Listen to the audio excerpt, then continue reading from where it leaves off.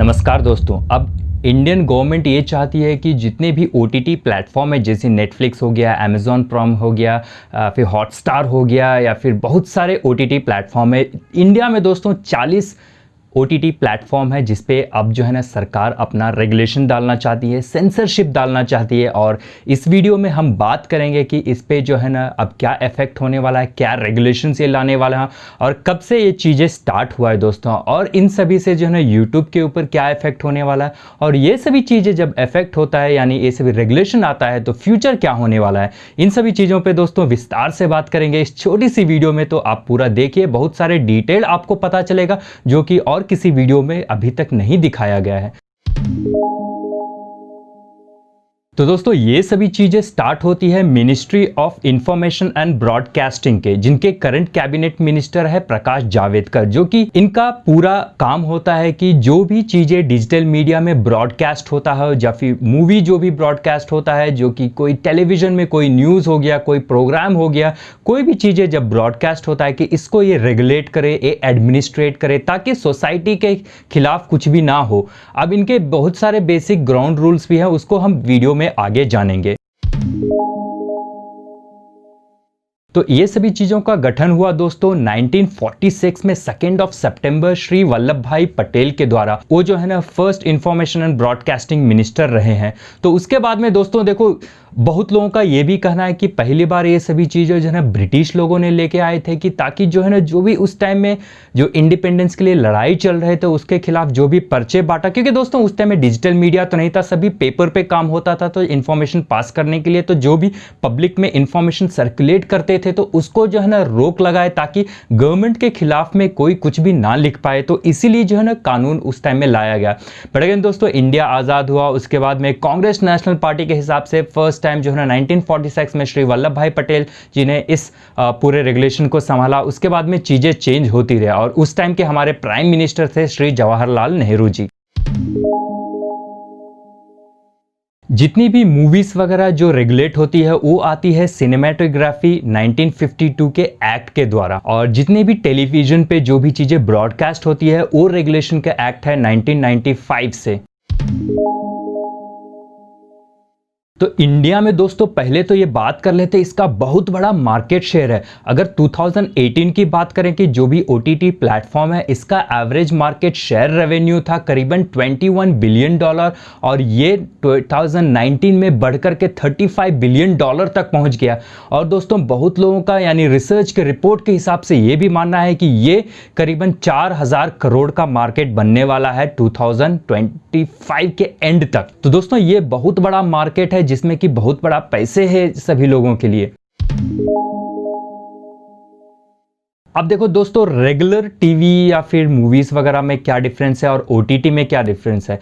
OTT platform जब आया तो दोस्तों कि यहाँ पे जो है ना हर चीज़ का फ्रीडम है। OTT में आप कुछ भी दिखा सकते हैं। बेसिकली जो चीज़ें सेंसर किया जाता है मूवीज़ में या फिर जो भी टेलीविज़न प्रोग्राम्स में होता है, वो सभी जो है ना यहाँ फ्रीली टोटली अवेलेबल है।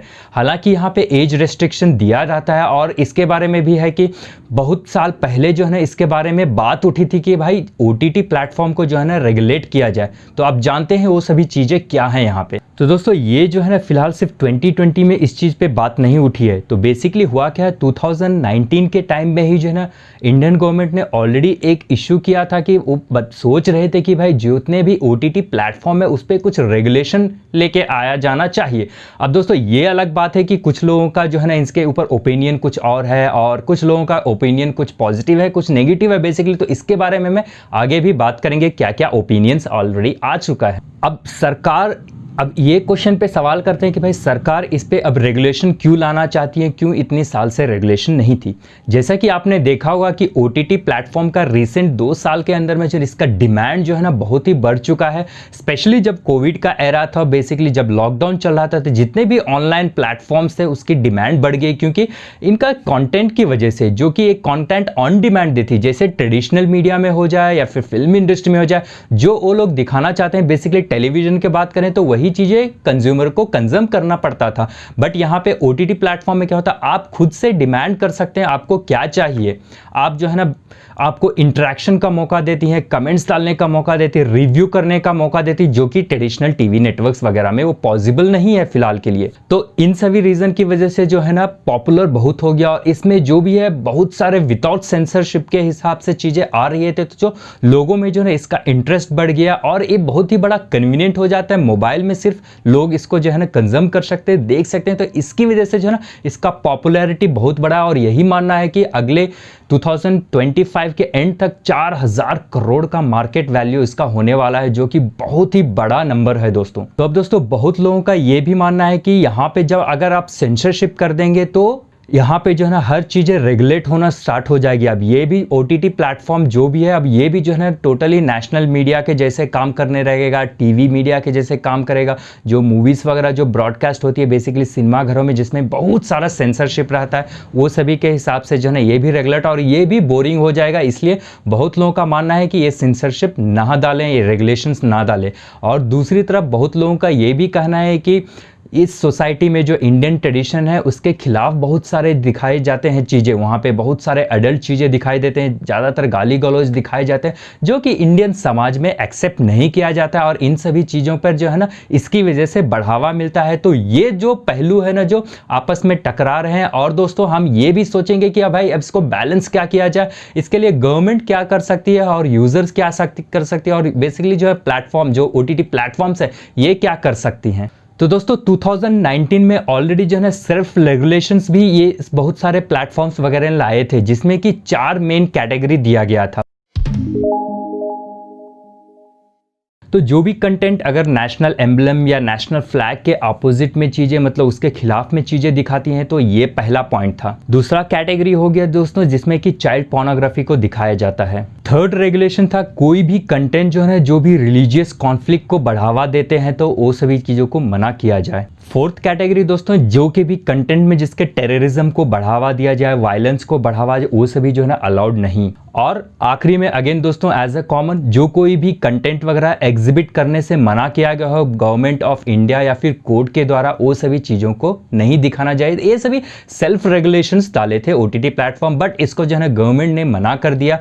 और उसके बाद में 2019 यानी अब जो 2020 में एक नोटिफिकेशन जारी किया गया जिसमें कि जितने भी OTT प्लेटफॉर्म्स है सबके ऊपर अब ये रेगुलेशन लाना चाहती है। तो अब दोस्तों बात करेंगे कि चैलेंजेस क्या हो सकता है और OTT की वजह से जो है ना यूट्यूब पे क्या फर्क पड़ेगा। तो दोस्तों यूट्यूब जैसे कि ये कैटेगरी में आता है, यूजर जनरेटेड कंटेंट की कैटेगरी में आता है, तो इस पे भी शायद आ सकता है क्या अभी प्रॉब्लम्स। अगेन ये श्योर अभी नहीं है क्योंकि अगेन ये भी एक डिजिटल मीडिया प्लेटफॉर्म है एंड आई एम श्योर कि दोस्तों कि यहाँ पे जो है ना आपने ऑब्जर्व किया होगा कि यहाँ पे जो है यूट्यूब पे जो है ना जो न्यूज़ अगर आपको नेशनल मीडिया पे नहीं दिखाया जाता वो सभी चीज़ें भी बहुत बार आपको जो है ना सिर्फ यूट्यूब या नॉर्मल सोशल मीडिया प्लेटफॉर्म से आ जाता है। तो ये बहुत लोगों का मानना है कि ये चीज़ें जो है ना सिर्फ चीज़ों को स्ट्रिक्ट करने के लिए किया जा रहा है ताकि जो है ना कोई भी गवर्नमेंट के खिलाफ अगर कुछ भी पॉलिटिकल राय दे, कोई भी न्यूज़ बताए तो उसको जो है ना रोक कर दिया जाए, किसी के फेम डिफेम या गवर्नमेंट को डिफेम किया जाए या फिर कोई सच्चाई की बातें सामने लाते हैं पब्लिक में तो उनके खिलाफ कुछ एक्शन लिया जाए। तो ये मुद्दा है और बहुत लोगों का ये भी मुद्दा है कि भाई ये सभी चीज़ें जो है ना अभद्र चीज़ें जो दिखाती हैं OTT प्लेटफॉर्म पे ये सभी नहीं होना चाहिए, समाज के लिए अच्छा नहीं है, तो इसके लिए इसको समर्थन करते हैं। तो दोनों तरह का राय है, आप अपना राय मुझे कमेंट में जरूर करके बताइएगा दोस्तों। तो अब मेन बात करते हैं चैलेंजेस पे। अगर ये रेगुलेशंस आते हैं तो इसको कैसे किया जाए। तो ये एक बात तो आप जान सकते हैं दोस्तों कि कोई भी चीज़ अगर लिमिटेशन से ऊपर चला जाता है तो वो इफेक्ट होता है। मेरी बात माने मेरा पर्सनल ओपिनियन है कि भाई जो OTT प्लेटफॉर्म है उनका सेल्फ रेगुलेशन तो रहना चाहिए और उनको देखना चाहिए कि कुछ भी ना दिखा दे और गवर्नमेंट का ऐसा रहना चाहिए कि भाई हर चीज़ों पे जो है ना रोक ना डाल दे। तो बेसिकली इन दोनों बॉडीज़ को जो है ना बैलेंस करके चलना पड़ेगा, तभी ये मार्केट जो है ना और आगे बढ़ सकता है। अगर गवर्नमेंट हर चीज़ पे सेंसरशिप लगा देगी तो भाई वहाँ पे कुछ ऐसा कंटेंट ही नहीं बचेगा जो कि यूज़र को पसंद आए और बेसिकली क्रिएटर्स को जो ना इफेक्ट होगा और धीरे धीरे क्रिएटर्स को जब नहीं दिखेगा कि ज़्यादा डिमांड है तो उस पे जो है ना वीडियोस बनाना, कंटेंट बनाना जो है ना कम कर देंगे और इस तरह से मार्केट पूरी तरह से ख़त्म हो जाएगा।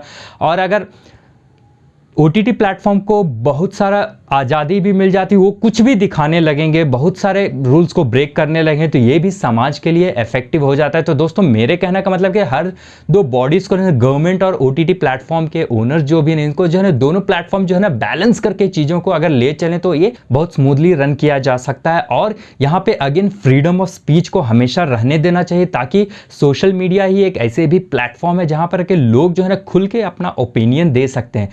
तो मेरे राय में ये है दोस्तों कि और आप अपना राय प्लीज मुझे नीचे कमेंट करके बताएं। और दोस्तों इस वीडियो को ज्यादा से ज्यादा लोगों के साथ में शेयर करें ताकि इसके बारे में पूरी बात उनको भी पता चल पाए। और दोस्तों कुछ भी सजेशन है या फिर कुछ भी आप वीडियो टॉपिक सजेस्ट करना चाहते हो आप मुझे नीचे कमेंट में बता सकते हैं। वीडियो अच्छा लगे तो लाइक कर देना, चैनल पे पहली बार हो तो प्लीज सब्सक्राइब कर देना, आप मुझे सपोर्ट करें ताकि मैं इसी तरह वीडियोस जो है नॉलेजेबल रिसर्च के बेसिस पे वीडियोस मैं हमेशा आपके लिए लाता रहूं। तब तक के लिए मैं मिलता हूं, धन्यवाद।